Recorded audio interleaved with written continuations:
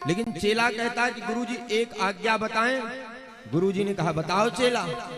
चेला कहता है कि गुरुजी हमारी स्मरण शक्ति ये कहती है कि पहले तुम मरो बाद में गुरु मरे। अब गुरुजी कहते बिल्कुल सही बात तुम चेला कह रहे हैं। अब गुरुजी ने कहा कैसे बेटा तुम बताओ। चेला कहता है कि गुरुजी मान लो आपके ऊपर कोई आदमी गुस्सा हो, मान लो तो आपको जहर खिला दिया गया, तो अब तब तो आपका चेला जो है कि रहे आएगा और आप तो चले जाओगे। और कहते हैं कि पहले चेला को जाना चाहिए बाद में गुरु को जाना चाहिए।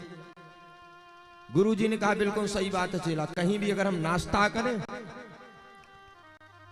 तो तुम पहले करना, अब बाद में हम करेंगे।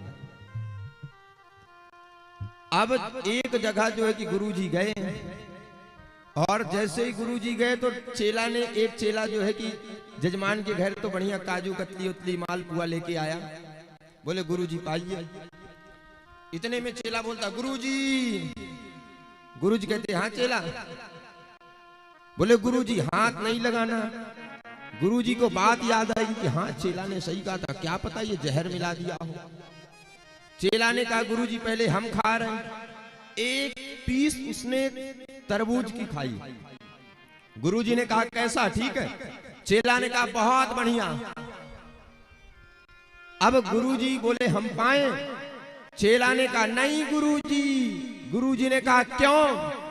चेला कहता अभी तो हमने एक चखा है, मान लो अगर दूसरे में जहर हो तो क्या करोगे।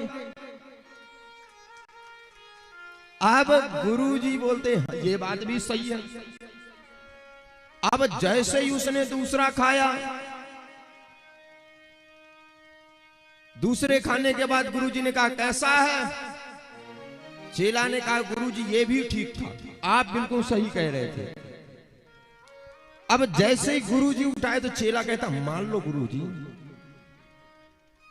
लोग अगर दूसरे में ना मिलाए हो, मान लो अगर तीसरे में मिला दिए हो तो क्या होगा, आप मर जाओगे। चेला कहता इसको हम और चख लें। अब जैसे ही तीसरे को उसने चखा, तीसरे को चखने के बाद गुरुजी कहते अब कैसा।